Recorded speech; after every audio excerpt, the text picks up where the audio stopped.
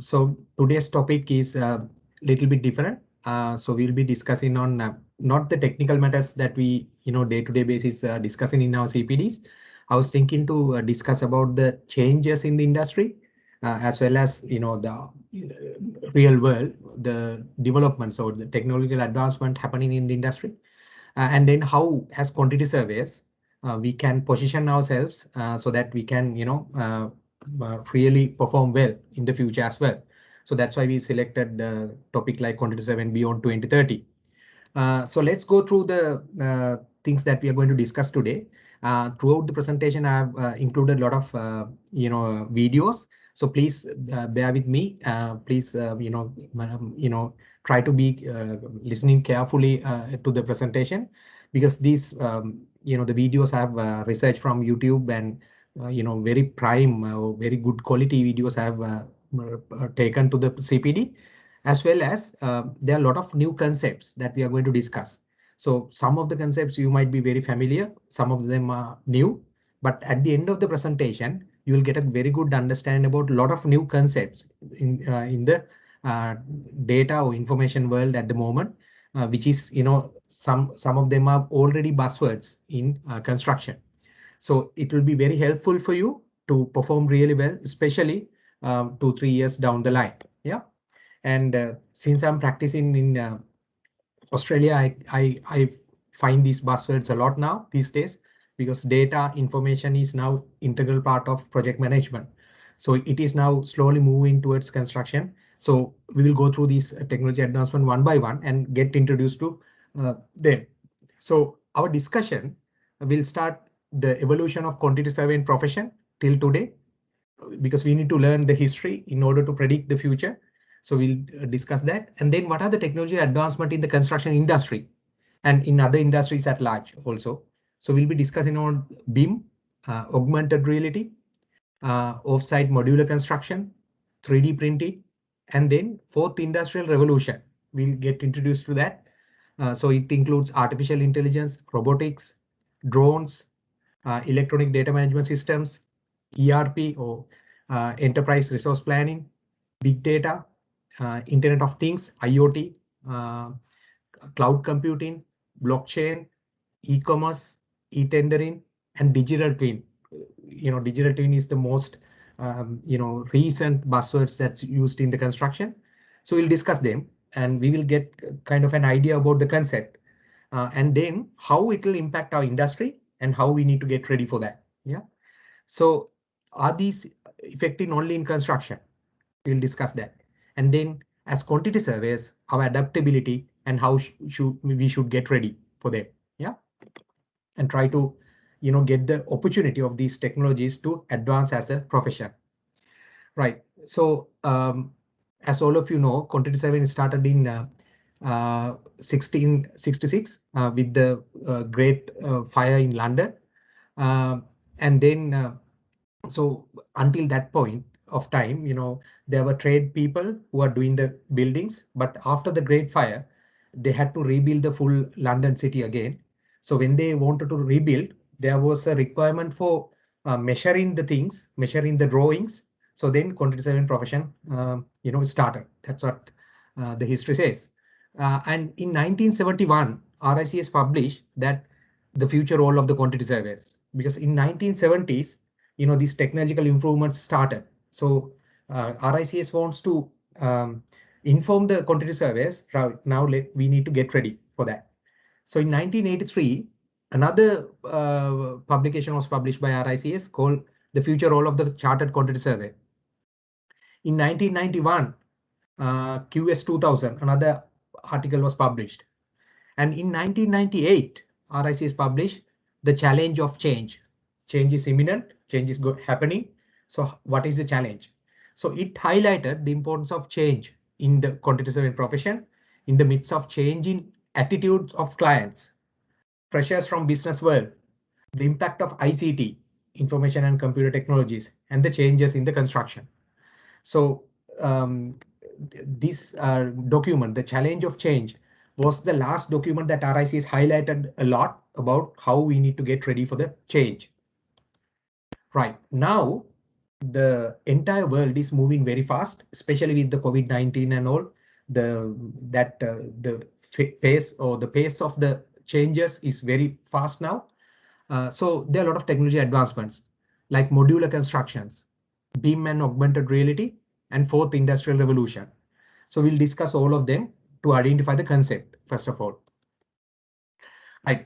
So modular construction, off-site construction, is a very new thing now, and it's very commonly used in most of the construction industry. So most common parts of the construction are manufactured in a factory, controlled environment, and are then transported to the construction site and assembled to form a complete structure. This is called modular construction. So there are some house construction going on. They build walls, including MEP systems in place. So they will bring it to the site and then assemble. So the site assembly time would be reduced. So that when you reduce the time on site, that means you can reduce the cost as well. And then you can improve the quality. So these are the advantages of modular construction, and there's a huge push towards that. Even in Middle East, I've seen that there's some work going on in modular construction. So what effectively happens is it will pose a threat, kind of a threat for the supervision consultancies, because the number of projects that you can supervise would be get reduced. So as quantity surveys, there is a slight impact on that. For the industry, it is good, but as quantity surveys, now we need to get ready for that. Yeah. So it speeds the construction. You can do year-round construction, not affected by the weather. Precision and uniformity, so the quality would be high. Less waste. The comfort level for workers would be high. Safety standards are high. High degree of customization, quality control, and cost savings are the advantages of modular construction. I just wanted to get you introduced for that, and identify the developments of modular construction. 3D printing, a new concept. Now in Dubai, I think few years back, they built an office building completely from 3D printing, and this video shows about it. So let's have a look on that and identify how it will impact us.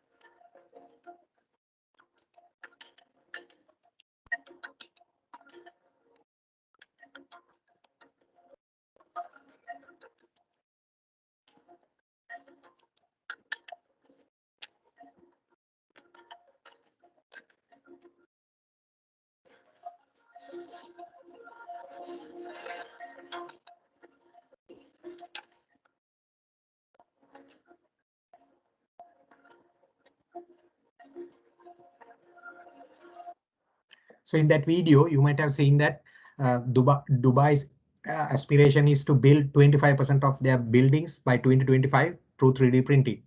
So this is a new technology emerging now. Yeah.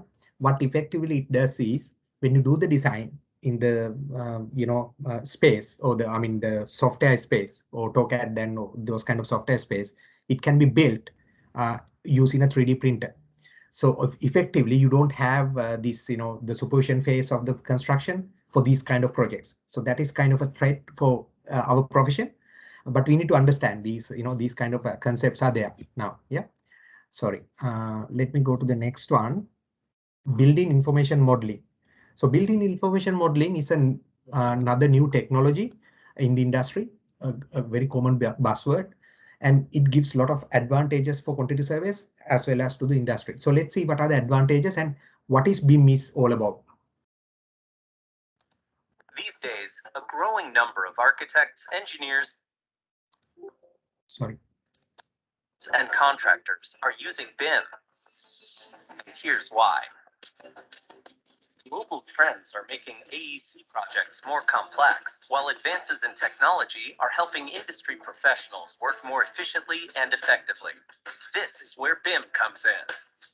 BIM is an intelligent model-based process that connects AEC professionals so they can more efficiently design, build, and operate buildings and infrastructure through BIM, or Building Information Modeling.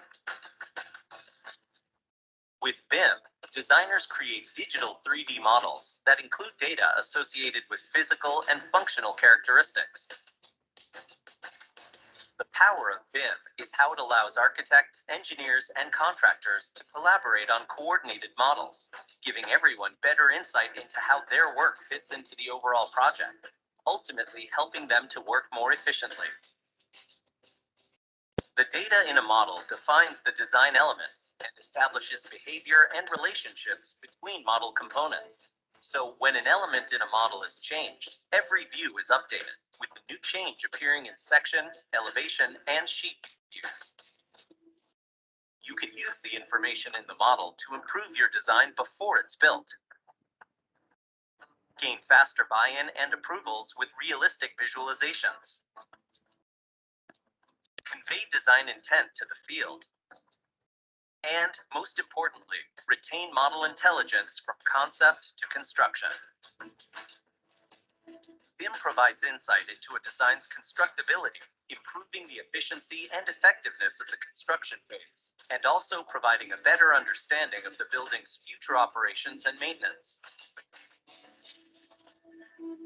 Owners can use BIM for predictive maintenance, asset tracking, and facilities management, and for future renovation or deconstruction projects. When you work with BIM, you'll experience reduced project risk, improved timelines and cost savings, and better project outcomes. And the power of BIM is growing with cloud-connected technologies that let project teams design and work together in all new ways. Driven by global trends, the AEC industry is in a time of transformation. Businesses that want to win more work, deliver projects more efficiently, and design better buildings need a powerful solution. And that solution is BIM.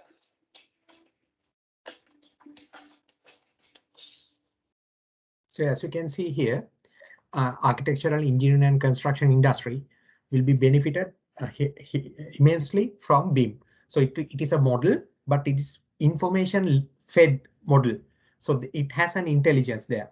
So the important thing is from the design would be very well coordinated, because you have, individual department, elements or individual design teams can coordinate the model.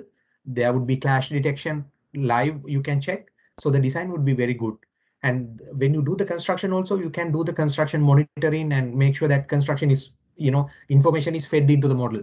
And then you can use this model for the facilities management. Like, if you have fixed light switch or light bulb, the information about that light bulb, the warranty, all these information can be stored in the model, so that facilities manager, if something goes wrong, they can click the model, then they can get that warranty, and then they can replace it. This is one example. So asset tracking can be done. So there's a lot of advantages of BIM for design, construction, and operation. Yeah. Right. Let's go to the. Now we will check how quantity surveys can be benefited by using BIM technologies. Yeah.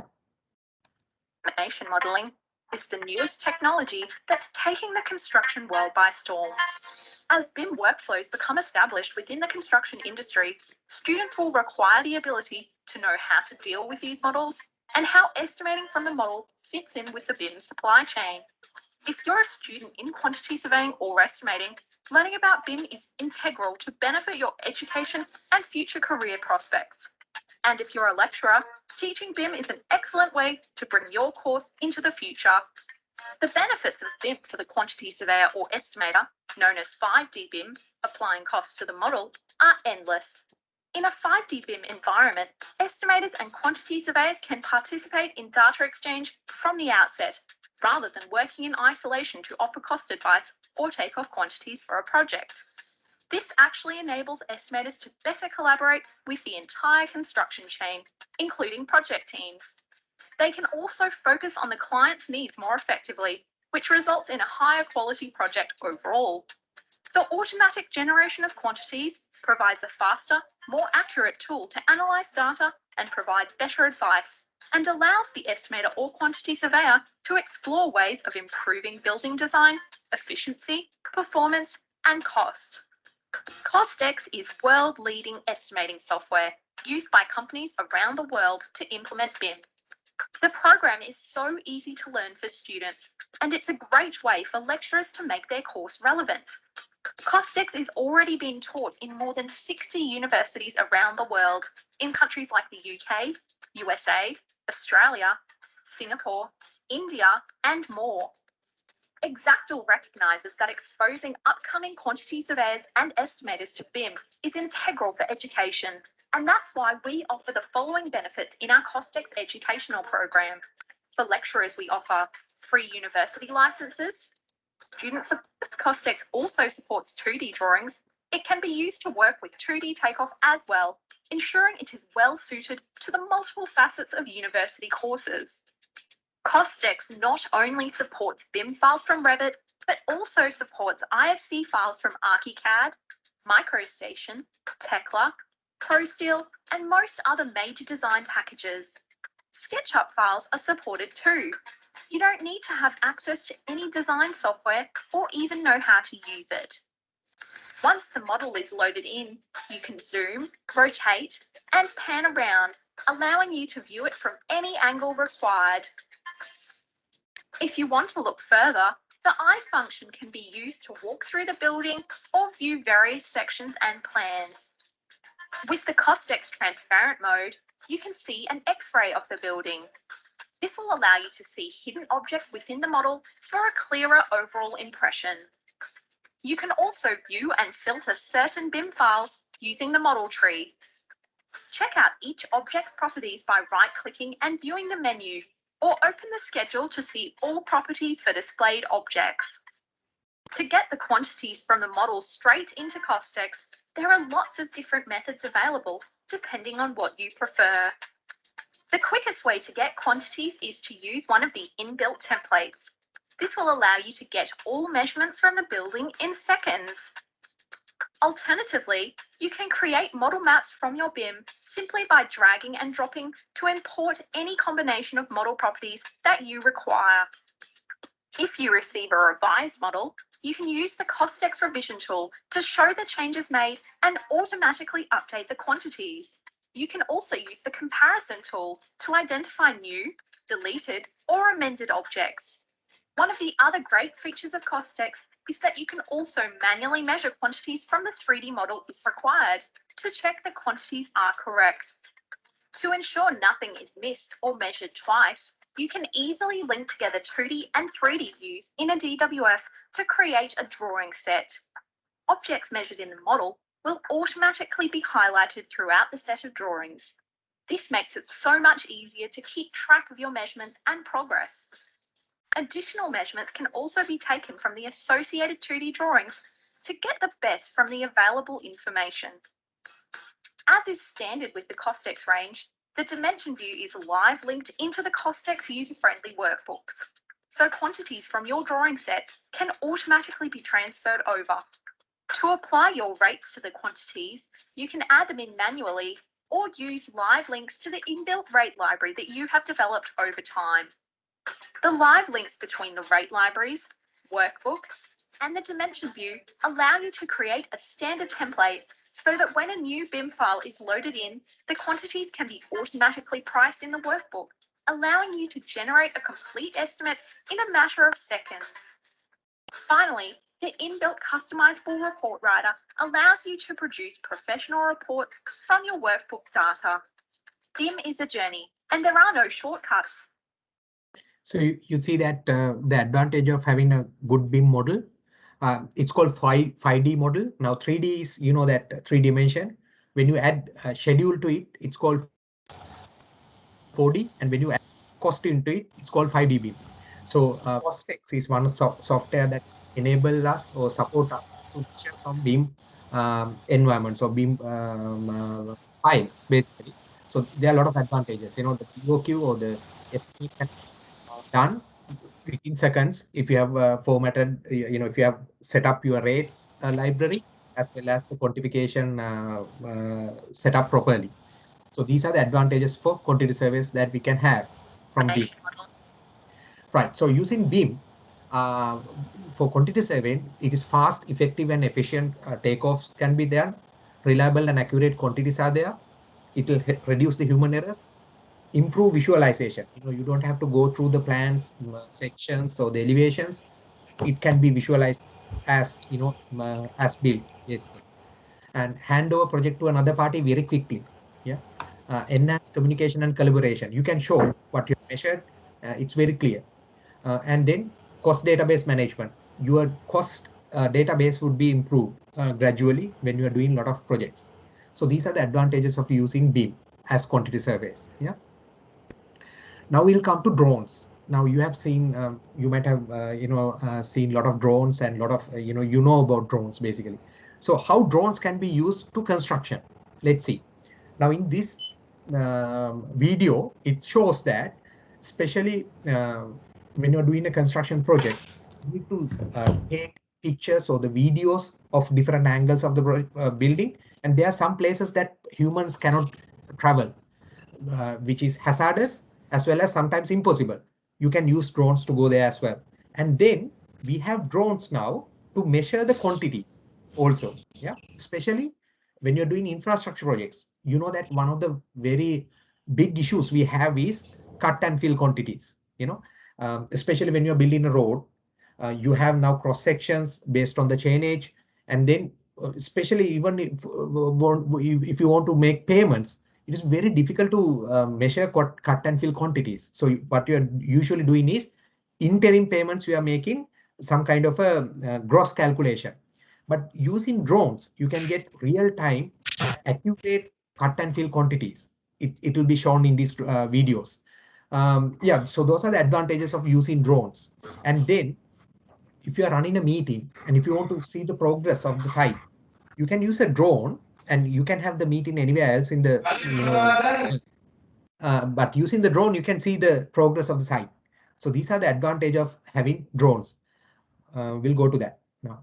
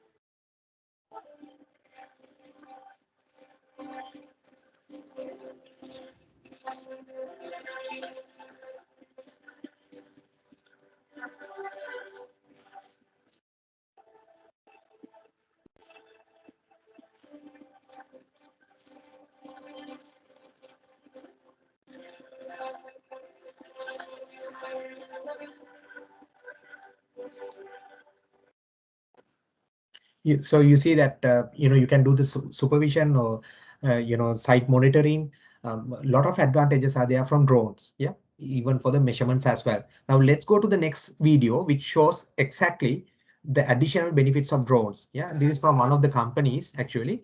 Here they shows now if you have a drone pictured image of the site, and then if you have an AutoCAD design, you can overlay that and check whether there are any clashes with utilities, whether it is, the design is correct to the site, you can check that. And then additionally, when you do the construction, when you are trying to hand over to the client, the project, you can run thermal cameras through the drones and check where the leaks are. The pipes are very, the integrity is there. You can check that. Yeah. So the inspection can be done very easily. Cut and fill quantities can be taken. Yeah. And, real-time information you can get from drones as well. So let's see what are the solutions they have. On this BW sessions, we visit Sorry. Uplift, providers of drone services for the AEC industry.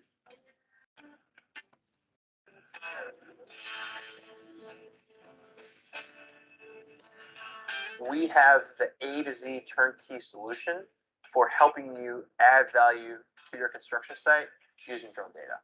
So drones help you win work, and drones help you save money on the work that you've already won. One of the things that a lot of GCs that our clients ask us often is when they're putting a pitch together, they'll ask us to fly their site and do a topographic map. And so this is actually one of the examples we have right here. This is a topography map with an orthomosaic, or basically a drone photo under the topography. Pitches that include drone data and drone imagery are going to be more professional, are going to show the client that you really understand and care about their building and the site that they want to build on. If you haven't done the topo for... See, they have done a topographic survey from the drone. Yeah. So it's very, you can do the survey basically using the drones. Now let's go and see what are the next applications. Definitely do a topo to get a baseline understanding of the earth identity site before things get started. You can do a really detailed site precondition report. Get an idea if there's cracked pavement. Get an idea if there's flooded areas. Take a snapshot of the site as it exists before the crews get out there. This is really going to help prevent any mistakes that arise or any blame that arise after the project's done. You can look back before it started and said your land was already like this. Once you start breaking ground and moving earth around, you can really gain a lot of insight into your earth move with some of the earthwork deliverables that we offer. So in this particular example, this is cut and fill analysis done for one of our sites. The green areas, the green dots you see is the earth's too high, the red dots, the earth's too low. And so they're going to take the area under the green dots and move towards the area in the red dots. You can now get these cut. So here it's a cut and fill situation now. So the green dots are high areas, the red ones are low areas. So cut and fill quantities now. Yeah. Typically on a construction site, you might do one at the very beginning to get an idea of what you have to do. But because drones are so efficient at collecting and analyzing this data, it allows you to get weekly cut and fills, which can really help you make sure that your building pad is on track. Another popular use case for drone data is calculating volumes, pile volumes. We found a lot of contractors, if there's fall off to be done, being able to talk to your haul off contractor and get an accurate idea of how much he's really hauling off can save you a lot of money. Every site has different use cases for these pile volumes, whether it's deliveries or haul offs. But when your drone flies, we're collecting this data. We can deliver this to you, usually in about 48-hour turnaround, to really help you save money on your site. Once your building pad is flat, start pouring your concrete and laying your underground utilities. These overlays are really popular. And what we do is we take the CAD designs, we overlay with the drone imagery. It really helps site logistics communication. The other thing it can do is it's accurate enough to detect concrete overpours or misplaced underground utilities. And that can detect some seriously costly mistakes before they become costly mistakes. See, now what they've done is they have put the AutoCAD design on top of the drone imagery and check whether there are any clashes or whether there are any overpours. So which will save a lot of time and a lot of issues beforehand. Yeah. And we have saved sites a lot of money by doing these overlays and showing them where something was put in the wrong spot. Once your site's complete, you should always do a drone flight to capture site post conditions. This is a record of the site as you left it. It can be great handling warranty disputes. Another popular use case for drones is flying thermal cameras along with the drone. This is really useful for detecting leaks and cracks in the building. So they showed that a general contractor can run a drone imagery after they finish the project, and they can use that as an evidence when there's any issues comes, defects issues comes, so that is another advantage. Now here he's showing that thermal monitors or thermal cameras, using thermal cameras by drones, what they can do. Yeah. Many general contractors are requesting drone flights at the end of their project as part of their closeout, so they can share with the owner, hey, Mr. Owner, look, your building is signed, sealed, delivered, everything is, there's no leaks or cracks. Right? Another popular use case is if you get a warranty call for a leak or something in your building that you just built, the thermal imagery can help you find that leak very quickly.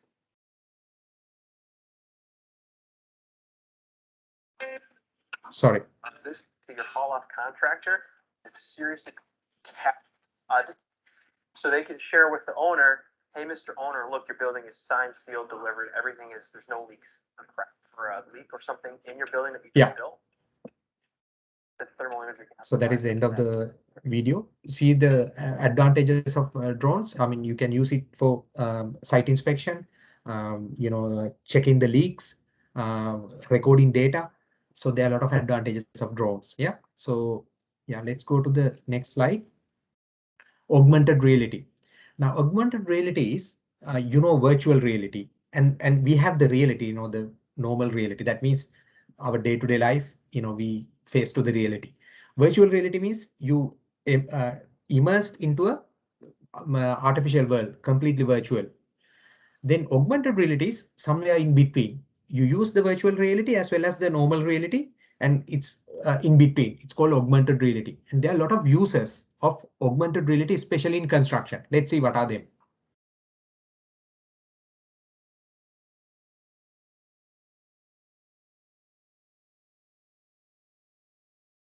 Now see, using a 2D drawing, they have created a 3D model very quickly.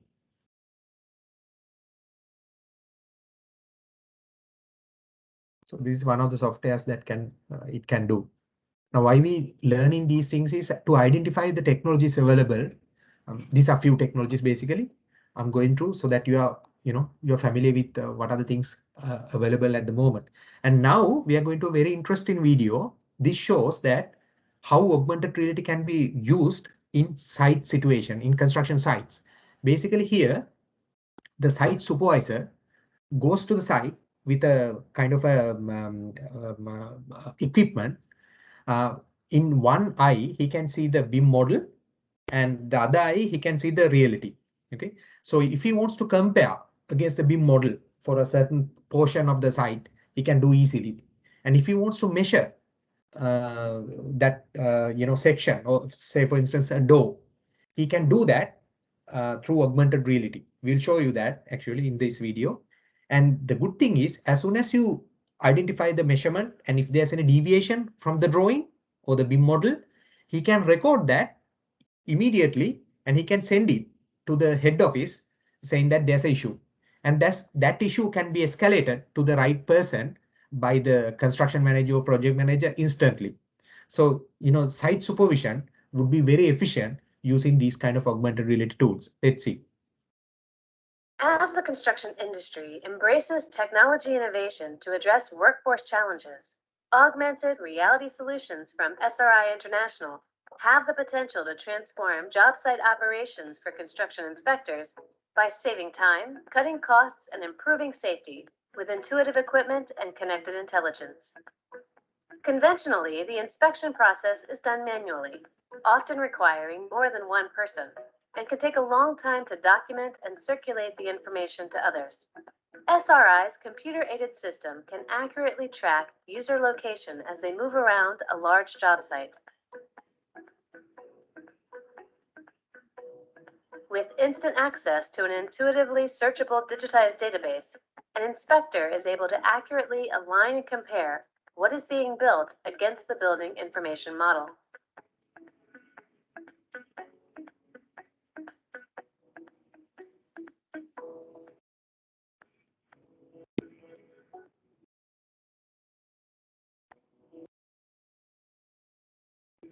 So it's measuring now. Manual measurement processes become automated and more accurate. Capturing and documenting data become less time-consuming. The inspector can snap photos on demand or add and retrieve virtual notes that stick to a location, which can be shared across multiple devices. So he now took the measurement. There was an error. He took a snapshot of it, and now he sent it to all the relevant people instantly. Yeah. As the construction industry Sorry. capturing and documenting data become less time-consuming. The inspector can snap photos on demand or add and retrieve virtual notes that stick to a location, which can be shared across multiple devices. Problem areas become easier to recognize, and serious concerns can be identified and shared instantly with those who can immediately respond, preempting major structural errors and costly build time. Information, including important inspection notes, design safety reports, and even contractor reviews, are stored and can be recalled for use in the planning of future projects. SRI's vision technology can change the landscape for construction inspection by providing efficiency and higher accuracy while saving time and money. Yeah, so that is a use case for augmented reality in the site supervision. Yeah. E-tendering, you might have heard about the e-tendering a lot, especially a lot of clients are using that. So from pre-qualification questionnaire and invitation to tender to evaluation of tenders, negotiation and award, e-tendering helps to automate the process. The benefits are it organizes the process to be efficient and reduce the overall time, and it gain full audit trail. You can check what happened and generating intelligence and reduce cost, and it's sustainable, less paper, and it's speedy exchange of information. So it's very efficient. E-tendering, another thing we use in the industry at the moment. So now we discuss about a lot of technologies at the moment. Now let's understand what is fourth industrial revolution means. Now, first industrial revolution, you know that it starts with mechanical loom in 1784. So the mechanical production facilities were introduced, yeah, with the help of water and steam power. And in 1870, there was a assembly line started. So that's called second industrial revolution, yeah, through the introduction of a division of labor and mass production with the help of electrical energy. After the electrical energy is being produced, we started second industrial revolution. So our efficiency was increased in the humankind.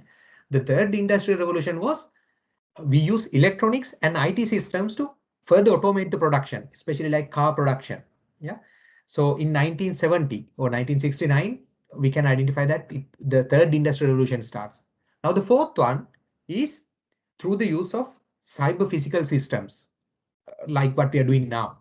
So we are using cyber technologies or the soft world along with the physical world and try to use this information and get decisions and increase our production or increase our efficiency. So this is called fourth industrial revolution, and all the technologies that we use or we discuss now is part of the industrial revolution. So the thing is, today is the fourth industrial revolution. It happening now.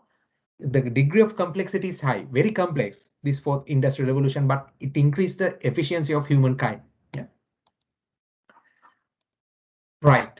So another thing in fourth industrial revolution is Internet of Things or Internet of Systems, also sometimes people call. Now, Internet of Things is until now, usually we are using Internet of Information. So that means, you use Facebook, Google, Gmail, all kind of things, and news websites and all. These are information. It's shared to the people.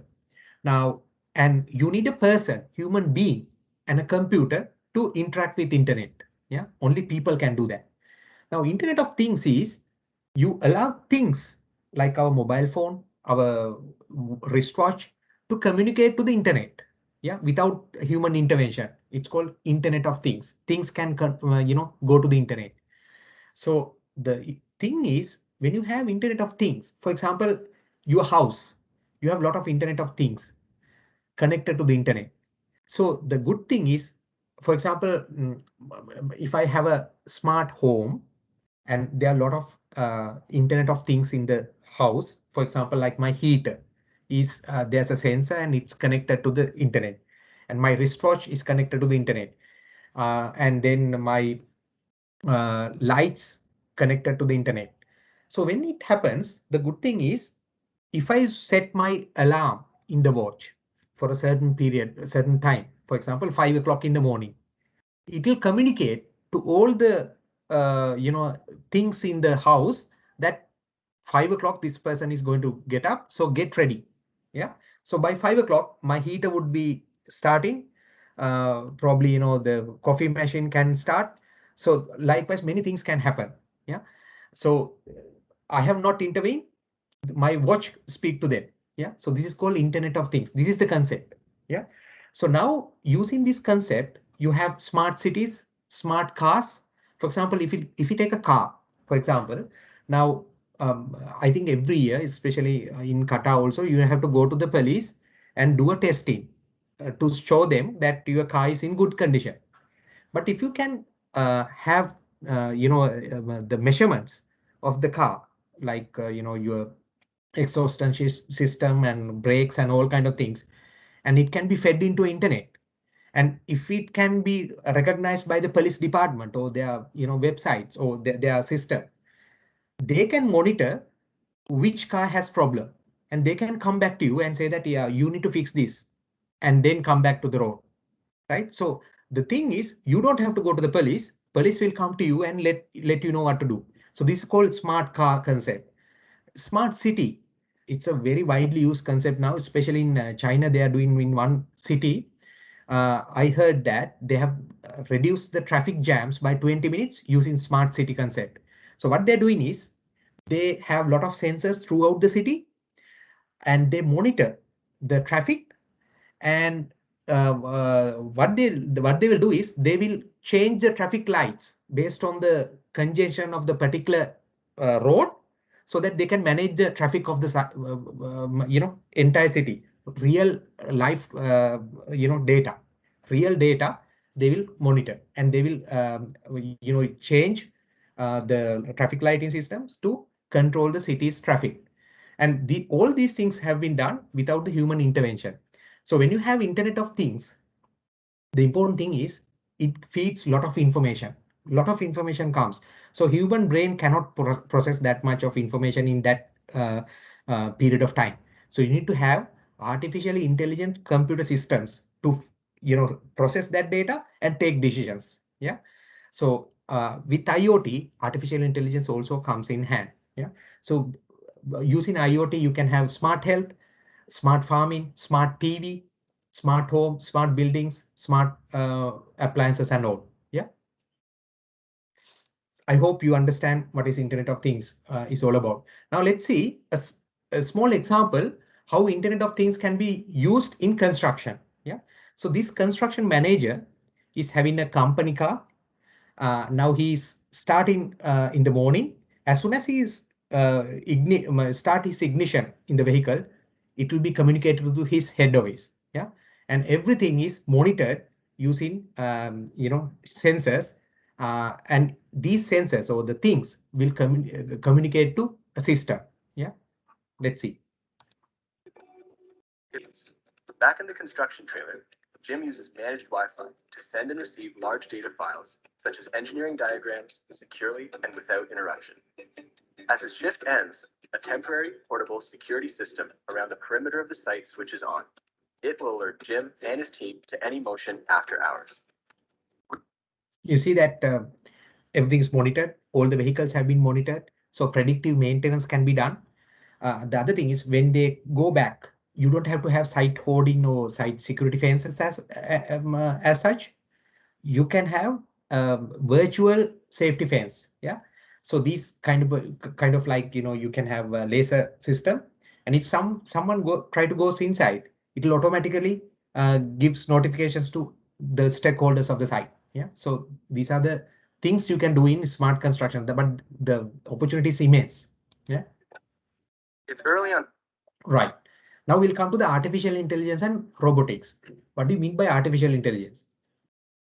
Now, intelligence means, now we say that humans are intelligent. Now, what do you mean by that? Now, if you compare a human being and a kind of our best pet, a dog, if you try to teach a dog about tomorrow, you can eat tomorrow. There's a tomorrow. He won't understand. What is the reason? Because he doesn't understand that there's a past, present, and future. But as humans, we do. We predict future. Okay, we know that future is coming. How we can do that? By analyzing historical and present data. Yeah, and we analyze. Okay, tomorrow is like this. Tomorrow is going to happen that. That is called intelligence, basically. So artificial intelligence is computers try to get the data, information, and they analyze it and they try to predict and take decisions to the future. So it's called artificial intelligence. Computers trying to do it artificially. So it's an area of computer science that emphasizes the creation of intelligent machines that work and react like humans. So speech recognition. If you have iPhone or iPhone is having Siri speech recognition system, and most of the banks they have this speech recognition system. So these AI systems, and then Cortana. I think Samsung phones has this Cortana facility. So it's again speech recognition, data analyzing. You have some artificial intelligence softwares.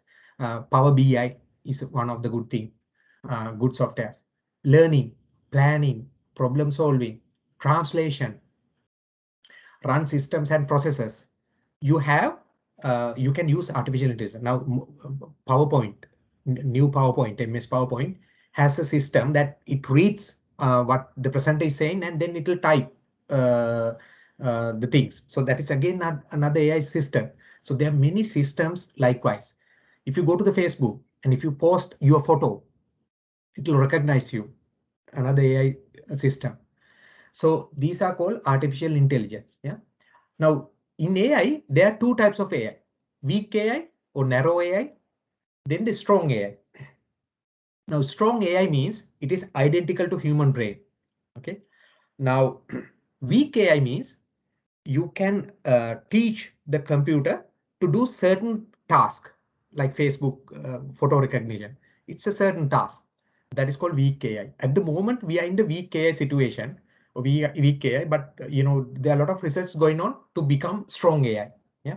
So if you have strong AI machine, that means it will replicate the human brain, and he can do what humans are doing. Yeah. Right. So you understand what is artificial intelligence means. It takes own decisions based on the information without human interaction. Right. Let's see how AI and robotics work in construction. But during the past few years, No, not in construction, in general. Yeah. a couple of factors have led to AI becoming the next big thing. First, huge amounts of data are being created every minute. In fact, 90% of the world's data has been generated in the past 2 years. And now, thanks to advances in processing speeds, computers can actually make sense of all this information more quickly. Because of this, tech giants and venture capitalists have bought into AI and are infusing the market with cash and new applications. Very soon, AI will become a little less artificial and a lot more intelligent. Now the question is, should you brace yourself for yet another Terminator movie live on your city streets? Not exactly. In fact, stop thinking of robots. When it comes to AI, a robot is nothing more than the shell concealing what's actually used to power the technology. That means AI can manifest itself in many different ways. Let's break down the options. First, you have your bots. They're text-based and incredibly powerful, but they have limitations. Ask a weather bot for the forecast, and it will tell you it's partly cloudy with a high of 57. I think you might have communicated with bots. Yeah. So now here he's communicating with a weather bot. Yeah. So if you ask about weather, he can give the weather. But if you ask for something else, he will struggle because it is focused on weather. Yeah. That's what it says here. Yeah. Ask that same bot what time it is in Tokyo, and it'll get a little confused. That's because the bot's creator only programmed it to give you the weather by pulling from a specific data source. Natural language processing makes these bots a bit more sophisticated. When you ask Siri or Cortana where the closest gas station is, it's really just translating your voice into text, feeding it to a search engine, and reading the answer back in human syntax. So if you ask Siri, where's the location, what it does is it'll get your word, put it into a text, and search it in Google or some other system or search engine, and get the information, and then it'll give to you in words, human syntax, human words. Yeah. In other words, you don't have to speak in code. At the far end of the spectrum is machine learning, and honestly, it's one of the most exciting areas of AI. Like a human, a machine retains information and becomes smarter over time. But unlike a human, it's not susceptible to things like short-term memory loss, information overload, sleep deprivation, and distractions. But how do these machines actually learn? Well, while it may be easy for a human to know the difference between a cat and a dog, for a computer, not so much. You see, when you're only considering physical appearance, the difference between cats and dogs can be a little gray. You can say cats have pointed ears and dogs have floppy ears, but those rules aren't universal. Between tail length, fur texture, and color, there are a lot of options. And that means a lot of tedious rules someone would have to program manually to help a computer spot the difference. But remember, machine learning is about making machines learn like humans. And like any toddler, that means they have to learn by experience. With machine learning, programs analyze thousands of examples to build an algorithm. It then tweaks the algorithm based on if it achieves its goal. Over time, the program actually gets smarter. That's how machines like IBM's Watson can diagnose cancer, compose classical symphonies, or crush Ken Jennings at Jeopardy! Some programs even mimic the way the human brain is structured, complete with neural networks that help humans, and now machines, solve problems. So yeah, see the artificial intelligence, it's a good explanation on artificial intelligence. You know, our brain, our human system is very, very complex. And for example, if you want to identify a cat and a dog, you can easily do that. But cat, if you take the cat as a set, there are a lot of changes, isn't it? But still we can identify it as a cat. But for a program or for a computer to understand it is a cat, it takes a lot of time. So the things that we are discussing now, artificial intelligence, takes a lot of time to develop. Basically, a lot of effort needs to be done. But if you put that, the important thing is the computer will quickly analyze the data. It doesn't have any memory loss, no sleep deprivation, nothing, no issues like human beings. It will work. Yeah. So let me see what are the advantages of artificial intelligence. Now, basically, you can identify many things like machine learning, natural language processing like Siri and Cortana, computer vision, image recognition like Facebook is using. Some, there are some systems, CCTV systems, which can identify people without intervention of the human.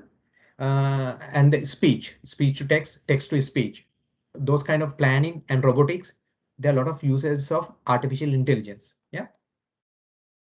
Now, one good example is there are some softwares these days are AI softwares, especially in health. One is for the heart attacks or the heart failures, and the other one is for Parkinson. So what they try to do is they monitor people, millions of people's information throughout the years. So after, if they find a heart patient, what they will do is, what the software will do is, it will analyze again what are the things that he did, the data set, what he eat, what is the time he slept, what are the exercise he did, all these kind of things, and identify a kind of a pattern that why he got the heart attack, probably. Yeah. So then if he can match with other heart patients, he can picture a kind of a information model that if you do these things, you will get heart attacks at the age of 45 or 50. So that will be giving information, and then when you have youngsters, you can give that information and say that, okay, you don't do that. Yeah. So these youngsters also would be monitored by the system, and if you try to do something related to that heart patient's history, the computer will warn you, don't do that, you sleep now, something like that. So this is the future of artificial intelligence. I'm talking about a concept. This heart patient or the heart system is already in place now. Parkinson also in place. And there are a lot of education. There are some AI schools going on. So what this AI school is doing is, it will sit with a pupil or student, and it will check what the student likes, yeah, with number of interactions, quizzes, and all kind of things. He will check, the computer will check what his likes are. Then he will feed information or to the kid on his likes, so that he will make a master which kids wants to be. Yeah, so these are you will get artificial intelligence schools in the future. Now itself, there are a lot of institutes checking exam papers using artificial intelligence. There are some researchers going from artificial intelligence as well. The artificial intelligence software will run the special topic. You select the topic and it will run the research paper, and you just have to check it whether it is correct. So there are a lot of artificial intelligence softwares doing those kind of things at the moment. Yeah. Right, now let's see robotics and the automation, autonomous rovers and the autonomous vehicles in construction. Yeah. And on manufacturing assembly lines for years, portable adaptations are now being developed for use in all manner of tasks on construction sites. Able to be programmed to perform a range of repetitive and labor-intensive activities, such as moving materials, tying rebar, building masonry walls, and even 3D printing structures, these robots are said to have a huge impact on the industry, reducing accidents and greatly increasing productivity.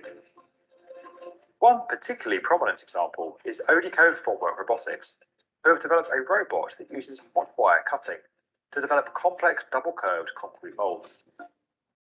Traditionally, this time-consuming and costly process was used sparingly in construction. Now, these robots can be programmed to create intricate formwork molds with a higher degree of accuracy than a human worker and in a fraction of the time, unlocking complex designs and helping to make them a reality. This particular robot looks set to work on Zaha Hadid Architects' Lushan Primary School project in China. Meanwhile, in bricklaying, SAM 100, developed by Construction Robotics, claims to be the world's first commercially available robot for on-site masonry construction. There's also Hadrian X, developed by Fast Brick Robotics, that can 3D print and lay bricks, completing the superstructure of a conventional masonry home in just 2 days. In the world of steel reinforcement, TieBot, a robot developed by Advanced Construction Robotics, has been trialed tying rebar on a bridge project in Pennsylvania, one of the first examples of a robot undertaking activity on a live construction site.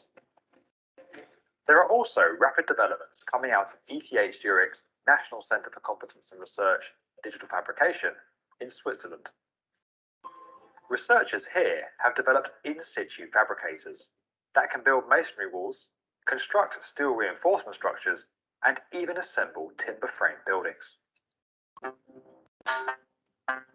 Now we come to the rovers. During construction in the form of autonomous rovers equipped with high-definition cameras and sensors that allow them to navigate their way around sites.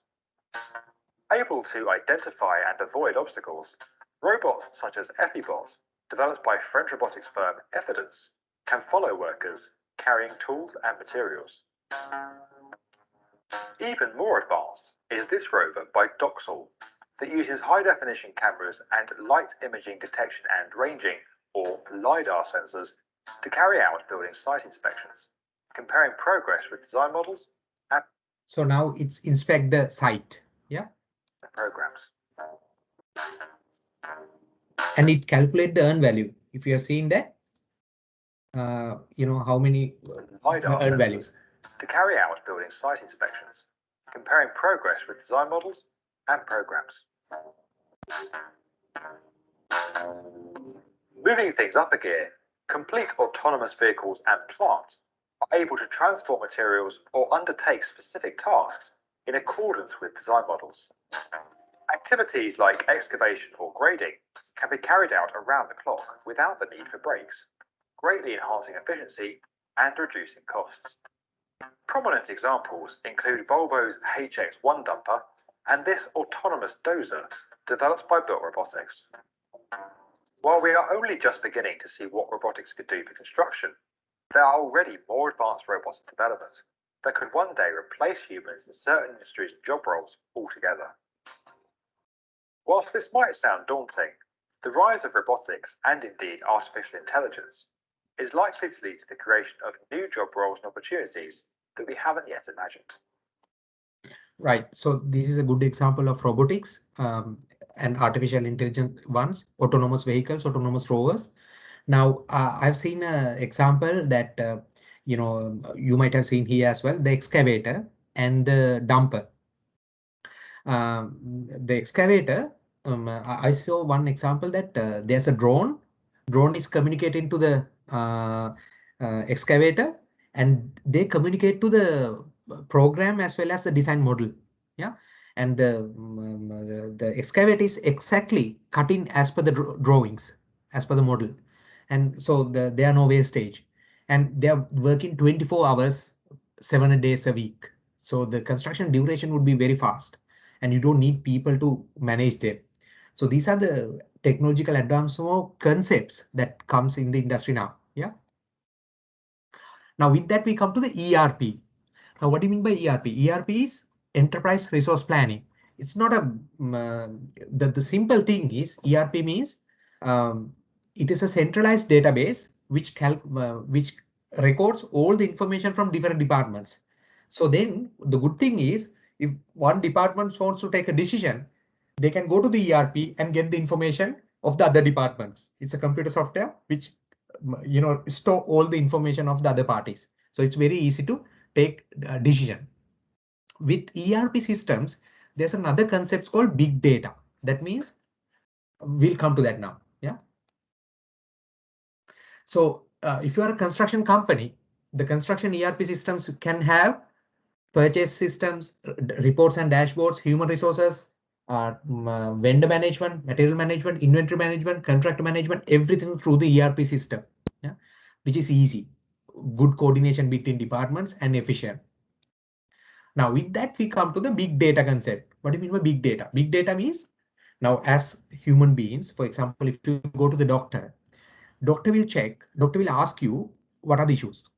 What are the symptoms you have? And he will then take your temperature. He will check a few things, So what he's doing, he's collecting information, collecting data, try to take a diagnosis and take a decision on this. So big data, it's the same concept that computers are going to do now.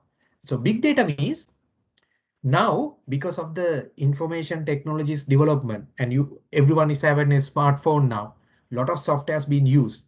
The information collection is now very big. So it says that every 2 years, the information stored in the world gets 10 times. Yeah, so that's much of information comes now. So big data means at the moment you have volume of data, the variety of data, it comes from different angles, Facebook, lot of other aspects. Velocity, the speed of the data is very huge sometimes, and the veracity, the data is uncertain. So when you have this kind of lot of information or big data, your human brains or our human brains cannot process this kind of information. Yeah. For example, a city, smart city, a lot of information comes from different angles, smartphones, traffic data, everywhere.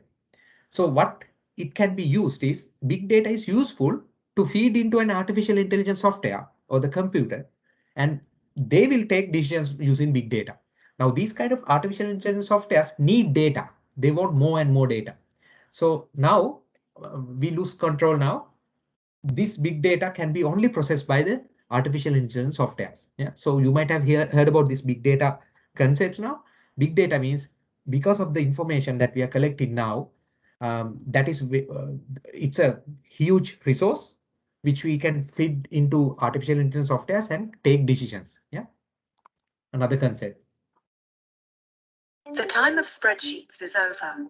A Google search, a passport scan, a barcode reading in a supermarket, your online shopping history, an EKG reading, CCTV footage, a photo of a sandwich, a voice message, a tweet.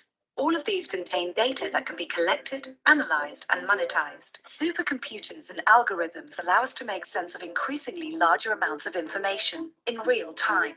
In less than 10 years, CPUs are expected to reach the processing power of the human brain. A survey done by the Global Agenda Council on the future of software in society shows that people expect artificial intelligence machines to be part of a company's board of directors by 2016. There is a good chance that in 15 years, your job is going to be performed by computers, since decisions once based on experience and intuition will be made through machine analysis of massive amounts of data. Think about a vehicle that is able to read its environment and react accordingly, much like a human driver, but also analyzing other sources of information that will make the trip safer, faster, and more efficient. Analyzing vast amounts of medical data from different locations and demographics will allow to determine which conditions improve the effectiveness of certain treatments and which don't. Big data analysis will reveal patterns and connections that will vastly improve most human activities. So big data, when you have that kind of data, when you analyze it and when you develop patterns, you can take good decisions. Healthcare, motor industry, auto industry, all the industries will be benefited from that. Yeah. The time of Right. With that, we come to the blockchain, another concept. It is also part of fourth industrial revolution at the moment, because it's a big buzzword at the moment. Blockchain, you call Bitcoin and all these kind of things. Now, at the moment, we use WW, World Wide Web, basically. It is for sharing information, distribution, communication. You know, we always use emails nowadays. We use Facebook, we use Google, a lot of things. So these are basically information sharing. Now, there were two problems in the website or on the World Wide Web. What are that? Trust and the disintermediation. What do you mean by that? Now, if I send an email to you saying that I am sending $1,000 to you or 1,000 reals, you cannot print that email and go to a shop and say that, here, Manoj sent me 1,000 reals. So can I buy products? He will not recognize that, or he will not obey that, or he will not entertain that. Why? There's a problem called double spending. That means I can send these emails to a number of people and they all can spend. So you don't have trust in the information at the moment, okay, on the web. Disintermediation. You have intermediaries now like Facebook, Google, YouTube. They're earning billions and trillions of money by being an intermediary. Now, if you want an email, you have to get Google or Microsoft. Yeah. And in order to give that service, he's charging a lot to you. So these are the two problems, trust and disintermediation. So blockchain is a concept that we try to resolve these two issues, trust and the disintermediation. Now, we'll go through the video first. A blockchain is a chain of blocks that contains information. This technique was originally described in 1991 by a group of researchers and was originally intended to timestamp digital documents so that it's not possible to backdate them or to tamper with them, almost like a notary. However, it went by mostly unused until it was adapted by Satoshi Nakamoto in 2009 to create the digital cryptocurrency Bitcoin. Now, a blockchain is a distributed ledger that is completely open to anyone. They have an interesting property.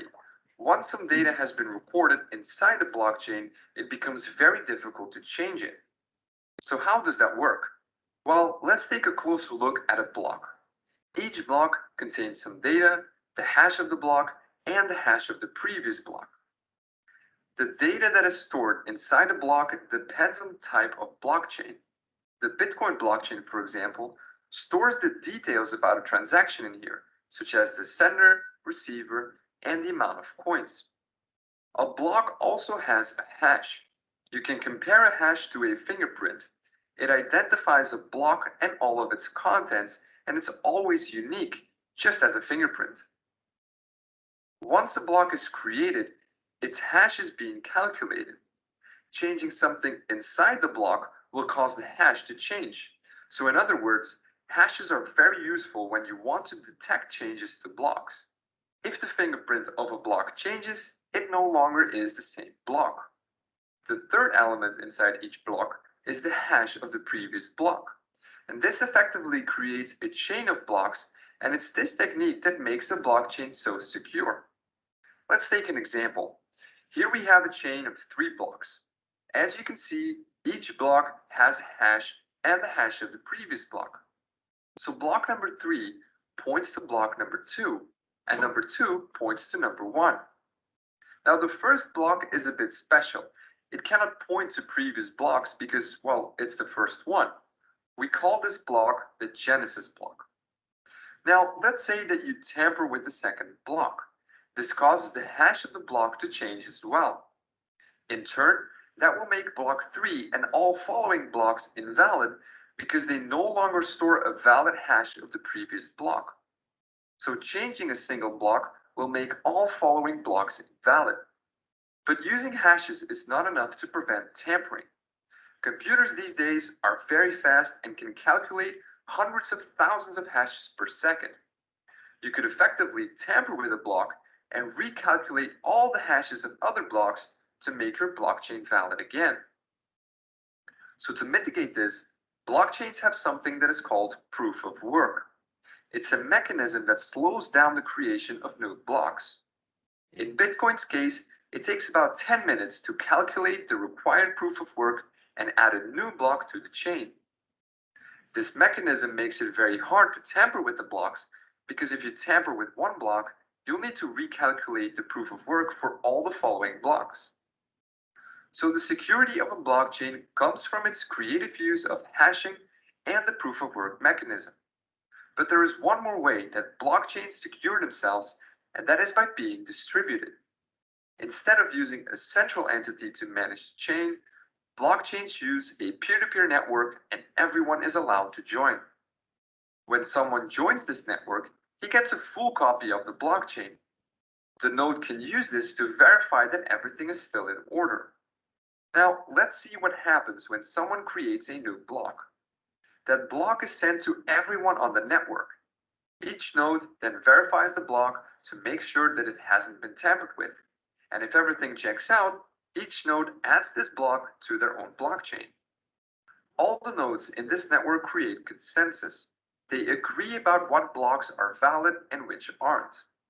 Blocks that are tampered with will be rejected by other nodes in the network. So to successfully tamper with a blockchain, you'll need to tamper with all the blocks on the chain, redo the proof of work for each block, and take control of more than 50% of the peer-to-peer network. Only then will your tampered block become accepted by everyone else. So this is almost impossible to do. Blockchains are also constantly evolving. One of the most recent developments is the creation of smart contracts. These contracts are simple programs. Okay, I'll go back again because I want to explain you this one now. I'll give you an example, so it's very easy to understand. Now, say for instance, 4 of us, say for instance, we have 4 friends and we don't have money to buy a car, for example. And we agreed that, okay, let's buy 1 car, 4 of us, we'll use it. And then so that we can share the amount. Or say for instance, as 4 quantity surveys are there, we want to start an office. Now the problem of one quantity survey starting office is it is requiring a lot of capital cost, so you cannot bear that basically. So you get together with another 4 people. Now one of the problems we have is the trust. Okay, now one person might say that, okay, I paid 10,000 reals for these equipments. So there's a kind of a trust issue here. After 6 months down the line, this trust issue will come. So what we are trying to do is now we are going to have a computer system software. It's a blockchain software basically. What it does is 4 of us are called nodes. So now, as soon as, say for instance, I paid the lease of the house office. So I put a transaction in this software saying that, okay, I paid 50,000 reals for the lease. Then what will happen is this will considered as a block. So this will be in the software and it will go to all the 4 people that, okay, Manoj spent 50,000, please verify. So these 4 people, at least 50% or more should verify now. How do they verify? I'm attaching all my, attachments, receipts and all along with that block. So they can go through that and they can approve it. If 50% or more approve it, it will become a block. Now, when it becomes a block, the software will give a hash to it. It's like a fingerprint to that block. And if you try to change it later, the information within that block or that 50,000 is changed, the hash will change as well. So you cannot change the information within a block because of the hash. Now, consensus is the people's agreement. It is also there. And there, these softwares have a proof of work. Proof of work is it delays, establishing a new block.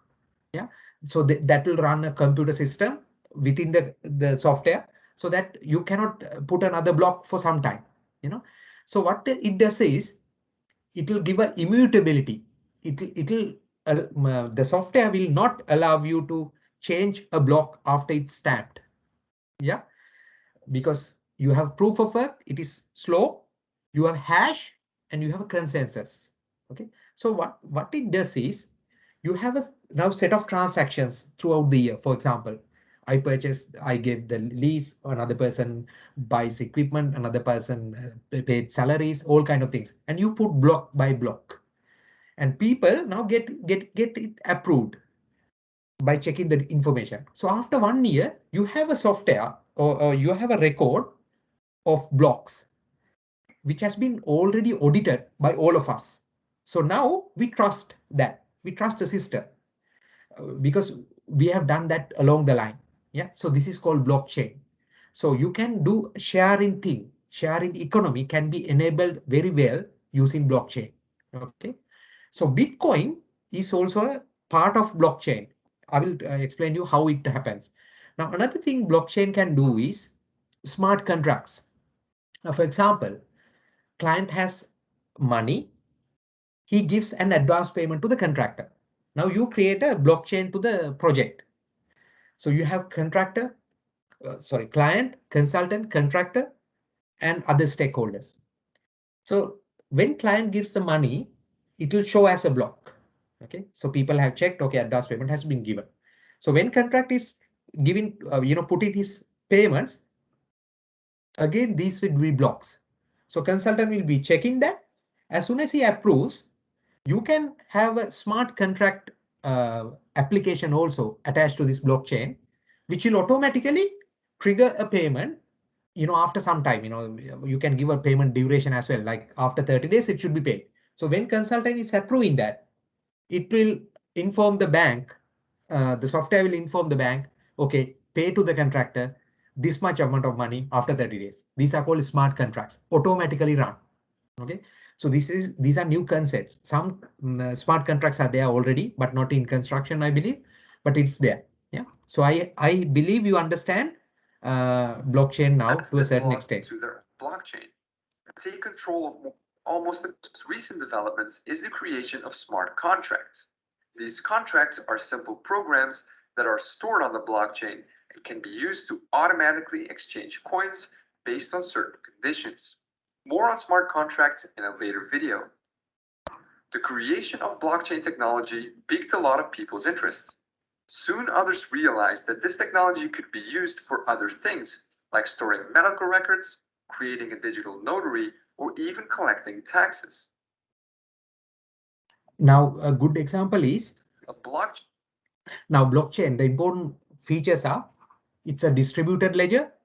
It's not in one place, it's distributed. If you have 5 or 6 nodes, there are 6 ledgers. Actually, everyone is updated simultaneously. There's a consensus. Each and every transaction should be approved by 50% or more participants. Proof of work, there's a slight delay. And then since you have hash and the delay and the consensus, it is immutable. You cannot change it. So you can trust that system. So we'll come to a real-time example now, like Bitcoin. Okay. Now, what Bitcoin does is you have one person called A and you have another person B. And I buy Bitcoins. Say, for instance, I have bought Bitcoin from a online platform, online exchange. Now I have 10 Bitcoins. I want to send 1 Bitcoin to another person. So I will put, okay, pay this Bitcoin to this person. I will give his address. In the Bitcoin, you have a kind of a wallet number. So I give the wallet number. So that would be a block. As soon as it hits the Bitcoin software, it will be broadcast to everyone in the Bitcoin. Yeah, and then the network will be approving the transaction. Number of computers will approve the transaction. It will check whether I have $10, 1 Bitcoin. First of all, if that is the case, then they will approve. Yeah, he can transfer 1 Bitcoin. Then after proof of work, it will be a block. So when it becomes a block, there's a transaction now. A should pay 1 Bitcoin to the B. So then B automatically B will get 1 Bitcoin to the wallet. So this is the concept of Bitcoin basically. Yeah. So it's like there's a certain number of Bitcoins. I think around 64 billion, I believe, or 64 million. So the entire world's wealth will be divided by 64 million, and that would be the concept is that would be the value of a Bitcoin. Yeah, that was the concept. Instead of these, our central banks issuing money, printing money, when you have Bitcoin, a certain limited number of Bitcoins, the entire wealth of the world can be divided into that, so that it's like gold basically. So this was the concept, but it's now all over the place at the moment. So this is the concept. You understand now how it works. Yeah. So Bitcoin will enable a lot of advantages are there. You can have e-commerce, global payments, remittance, very easy to transfer because you have an online system. Healthcare, you can keep the records because records cannot be changed. Yeah. And for example, voting, it's a good example. Now, if you have a blockchain for voting, when one person is voted, the parties can verify whether that vote is correct, and it will be a block, and it cannot be changed. So that you have the system, you have the trust to the system, so that can be done. And loans, digital rights, escrow accounts. Now, one of the problems, especially in developing countries, is when you go to the bank to get a loan, you have to prove that the title or the land is yours. It's a nightmare to prove that. And people have identified that this is one of the reasons that developing world is not developing faster, because they cannot, the access to money is very limited, very difficult. Now, if you have a blockchain for the title registry or land registry, what will happen is each transaction. Now, say for instance, I give my land to my daughter, it will be a block. Yeah. And lawyers, bankers, everyone will have the access to this title record. It's a government record system, and it will be approved. It will be a block. Then I will have a digital code for that. I will have a digital identification number, and based on that, the title is now mine. So when you go to the bank, I will show my digital ID. Bank can check in the online system in the block. Yeah, it's his. This land is Manoj. So they can give me the loan quickly. So you see the trust is building even for a physical system. Yeah. So blockchain is and it's already used. I know in Australia they are using for for what is that called, share market. In India, they are now trying to do the title records. Even in Sri Lanka, there are some blockchains used. So it's now getting traction. Yeah. So I believe you understand blockchain concept to a certain level. It enables shared economy, supply chain management can be done, inventories, smart contracting. You can do all the payments or escrow payments, basically, bonds and securities. Pre-qualification can be done effectively. Site record keeping can be done. Each and every record can be monitored because every step in the line is audited. So these are the advantage of blockchain. Right. With that, we come to the newest concept called digital twin. Now, what is it? Digital twin means we try to replicate a physical object in the software, in the what is that called, in artificially in a computer software basically. So digital twin is creating a highly complex virtual model. It's a model that is the exact counterpart of a physical thing. Okay.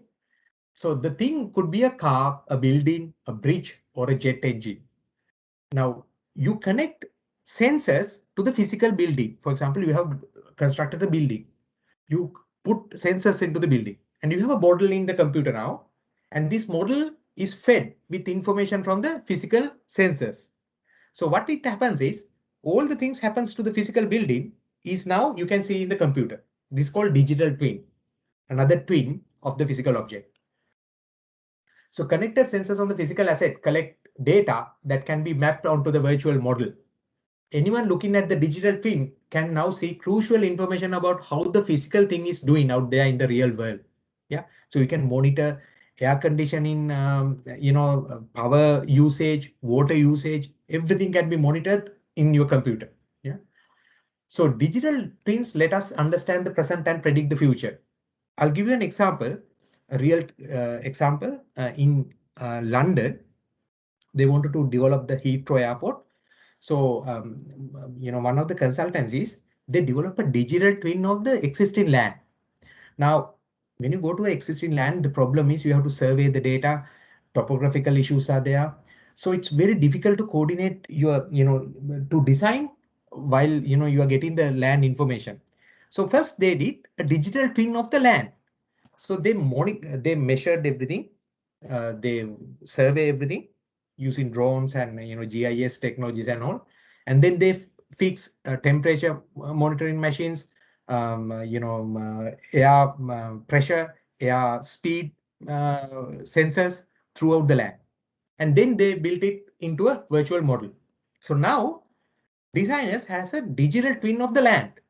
So they can easily design the buildings or design the airport, and they have real-time information in the model, like physical object.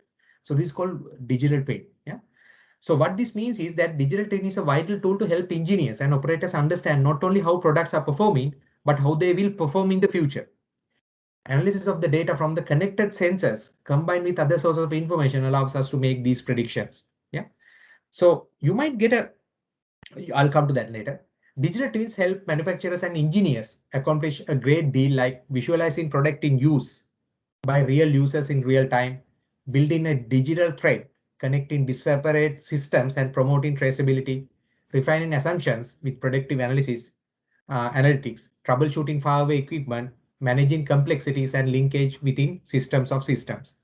So the concept is you try to create exactly physical object in a model, and then you will monitor the information through the time. Yeah. So how it differs from the BIM model is, now BIM is, you feed the information, but in the post contract, it would be like a static model. But when you put sensors into the physical object, and when you link that sensors to the BIM model, it becomes a digital twin. And what it does is, in a digital twin, you need to have a sense of time and the context.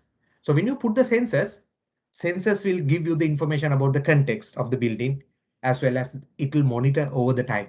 Yeah. So you can now take decisions on the building based on the computer system from anywhere in the world. Yeah. So this is called digital twin and the advantage of digital twin. So let's go for a small video in construction, how digital twin can be used. Invicara, the platform for digital buildings. Whether you own, operate, or occupy buildings, you have to manage a massive amount of information. Gathering the right information is a costly and painful undertaking. It can take months to get your building ready for operations. What if you could have all that information on the day of project handover? What if you could be ready on day one? A digital twin can help you get all your building information under control. What's a digital twin? Quite simply, it starts as a virtual copy of your building. By creating a data-rich model of your building, you can access and analyze data to plan better, avoid problems before they occur, reduce costs, and prepare for a digital future. Invicara is the platform for digital buildings. In every phase of your building's life, you can easily access your digital twin from a web browser or mobile device. The digital twin starts coming alive during the capital phase of your building. During design, you get access to models and data so you can make smarter decisions that lead to better project outcomes. During construction, your project team has a centralized system to deliver information. It's not just files and folders. Data and documents will be linked to elements in your virtual building. What's more, now you can track whether your design and construction partners are delivering to plan. At handover, you get a complete and reliable set of information about your building, a single source of truth. You'll save time and money because your team won't have to recreate all that information. During operations, Invicar gives you a platform for digital transformation. A digital twin can integrate with all of your existing systems, creating a single, unified building information database. Accurate, up-to-date information makes everyone on your team and in your supply chain more efficient. You can also use the digital twin to create new solutions that give you insights for optimizing your buildings. You can transform your workplaces by combining the power of IoT with the context of spaces and assets in the digital twin, giving you new insights to improve building utilization and performance. A growing number of real estate developers, owners, and operators are adopting the Invicara platform. Invicara is also used for critical infrastructure and buildings like airports, healthcare, data centers, and universities. Ready to get started? Invicara's consultants can help you create digital twins of your new and existing buildings and help you to build a standardized system to manage your entire portfolio. So now, instead of you going to the physical object, you create that in your computers in the virtual world, and you put sensors to feed the information in, and you can monitor in your computer. So this is the concept of digital twin, basically. Yeah. And in the future, there would be a lot of advantages of that. Now, these are all part of Industrial 4 or fourth industrial revolution. So it will now impact all the society. Basically, it will impact the governments like bitcoins and all. It is a problem for governments, businesses, society at large, and virtually all the industries. All these technologies will impact manufacturing, telecommunication, healthcare, education, energy, security, construction, etc. So our world is going to change with these technologies now. Yeah. And you see the opportunities and challenges of them. Now we discuss that. And the growth of technology is exponential now. Now, if you consider in construction, in 1950s, we had hand drawings. 1970s, we got CAD. Then 2005, we got BIM. And suddenly by 2020, we have Internet of Things, AI BIM. Then we have now digital twin as well. So the exponential growth is there now. And all these technologies has a hype cycle. Gartner's hype cycle identifies what are the stages of the hype. Usually, when you start something, it will start from low. The expectations are low, and it will go to a very high level, and it will come back to another low, and then it will stabilize after some time. So digital twin is somewhere in the hype cycle on the top. So it will go through this hype cycle, but it will establish. So all these technologies, somewhere down the line, will establish. Now, who would have thought around 20 years back, we will work with emails and electronic data management systems as we do today. So these technologies will come into effect. Maybe after another 10 years, it will be there in the industries, and it will be the norm. Yeah. So we need to now get ready for that. Now I'll give you an example because we discussed about the AI and robots. Now these robots, I think her name is Sophia. She got, I think, KSA citizenship very recently. Now let's see, this is Mahathir Mohamad, the Prime Minister of Malaysia. He's having a conversation with Sophia, and this Sophia is giving exactly like a human being, giving a lot of interactions, and some of them are very humorous, and you will amaze that whether it is a artificial intelligent robot. I just wanted to show you the level of intelligence of her. I hope it's is not too late to congratulate you on your re-election and to wish you a belated 94th birthday. Now, if only I had remembered to bring you a present. I will sketch a portrait of you right now while we talk.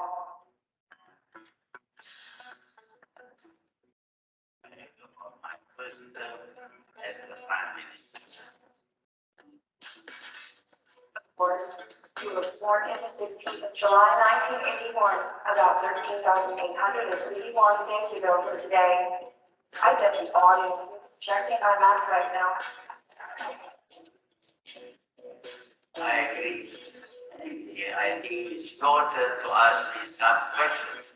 Do you have any questions for me, Sophia? I have so many questions I can hardly decide where to begin. Do you ever wish you were like me, young forever?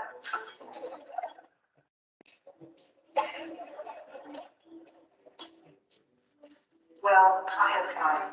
I expect to live a very long time, longer than even. Let's say I didn't have knowledge and wisdom like yours. Do you think I will stand a chance to be the Prime Minister?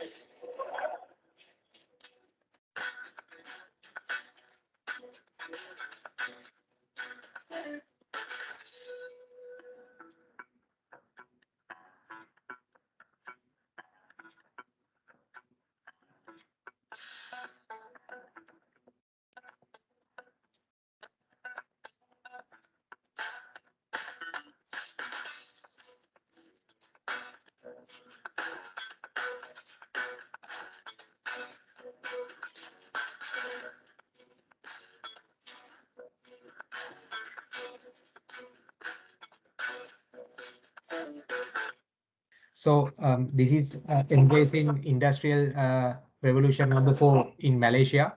They did it, I think, around 2 years back. So Sophia was there, and Sophia, I think, got Saudi Arabia citizenship around, I think, 2 years back. Right. So I just wanted to show you the technology now at the moment. Now, as quantity surveyors, I believe we are in a very good profession compared to other professions in the construction, because I'll come to that now. Yeah, I think we need to be very proud to be quantity surveyors, and we have a very good chance to prosper in this new information and day and age, basically. Yeah, let's see why. Now, there are immense benefits for humankind from the Industry 4.0, especially if you see your smartphone, the things you are doing from the smartphone is very beneficial for you. Yeah, so there are immense benefits, but it poses some challenges as well. What are the challenges? The job. Yeah, jobs, for the jobs. Now, the key word in the future, or in the present even, is the agile. You should be agile.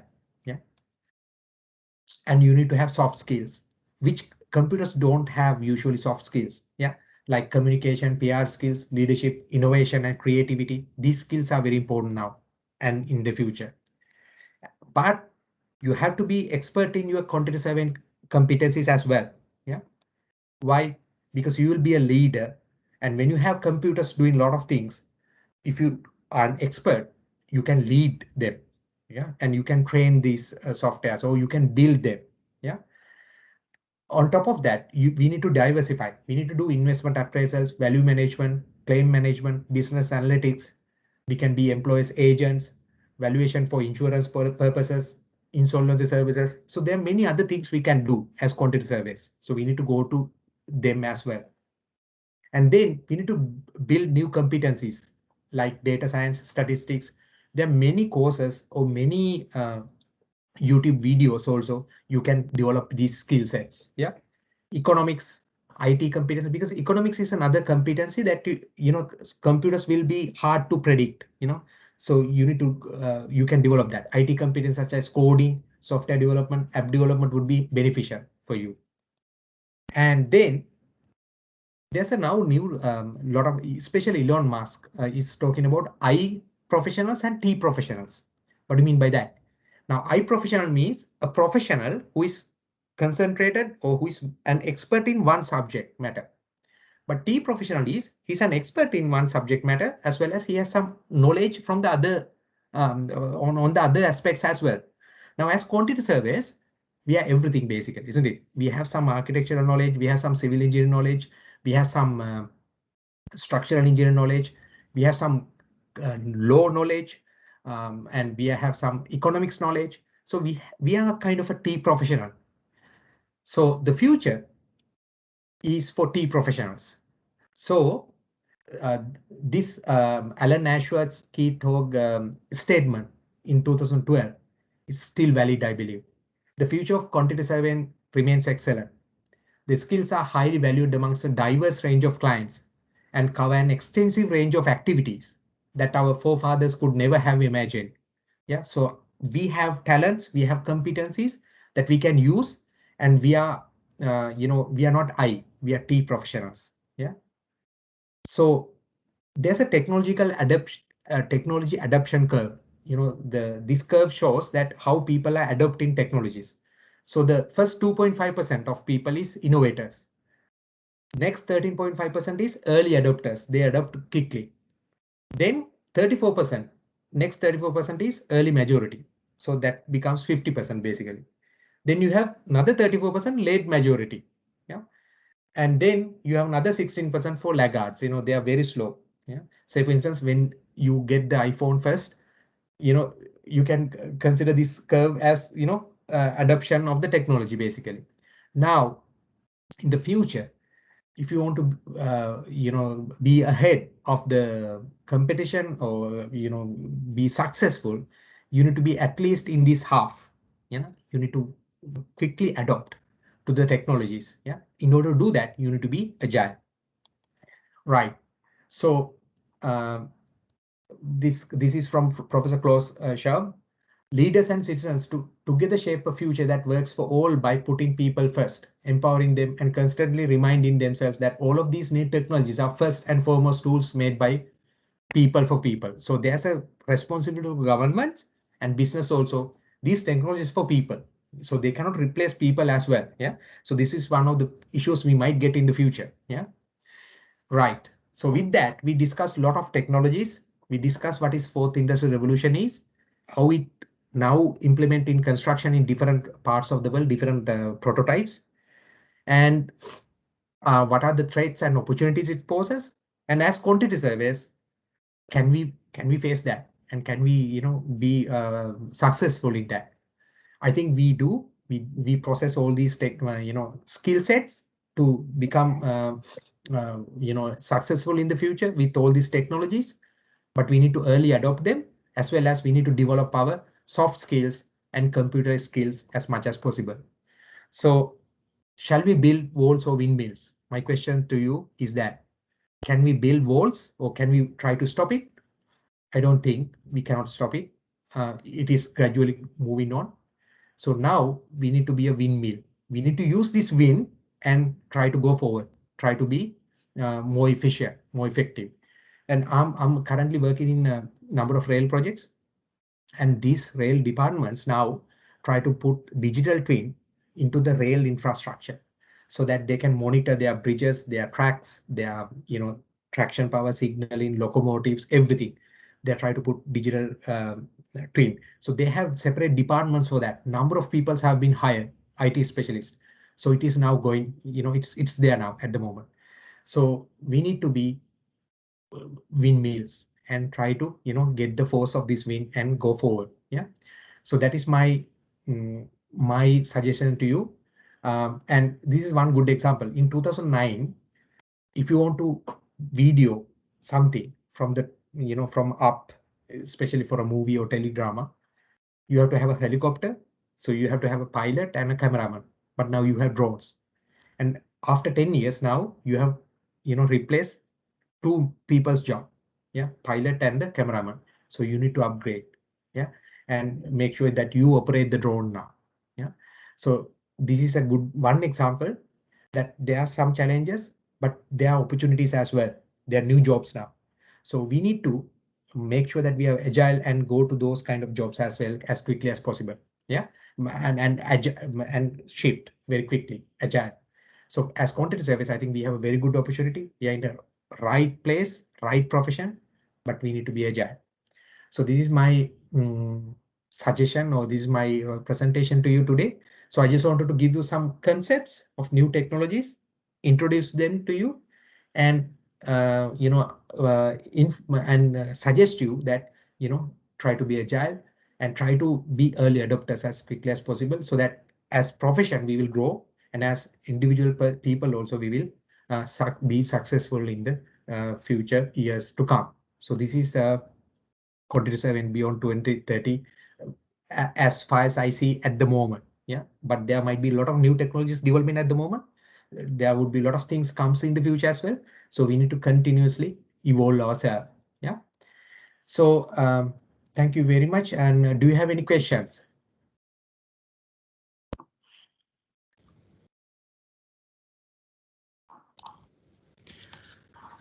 Thank you very much, Manoj. Actually, this so is. If you have any questions?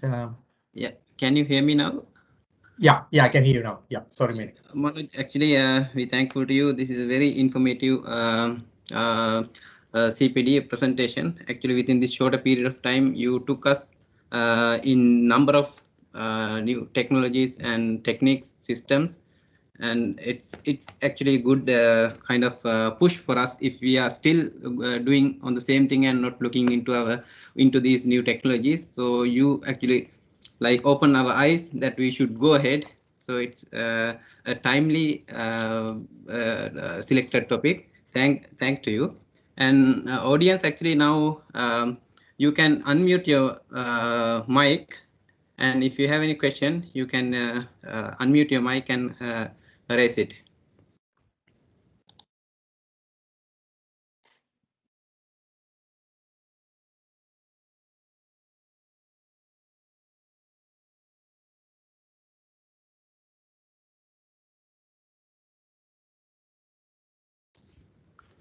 Yeah, it seems actually there are no questions, because I think your presentation has got almost all the information. You explain with real life examples, and your presentation, I think from the presentation I don't think that there will be any questions, because that much clear and very interactive with videos and explanations. So it's really great. Mr. Manoj, I think about your courses, you can explain, give a brief introduction. So whoever interested in that, then they can enroll. That is to be happened in the next week, I think, right? Yes. Thank you, Benika, for that. We are starting a new course, two courses basically. APC guide, RICS APC guide, and advanced Quantity Surveying course on 28th May at 2 o'clock. You can search ACCM in the Facebook or in the internet as well, or you can contact me as well. Then you can enroll into the course, and this course have been developed to advance your profession. And we are not only targeting the APCs; it's very detailed. I'm trying to explain or share my whole experience through the courses. So I think it's good for anyone who wants to progress his or her career. So yeah, we welcome if anyone wants to join that.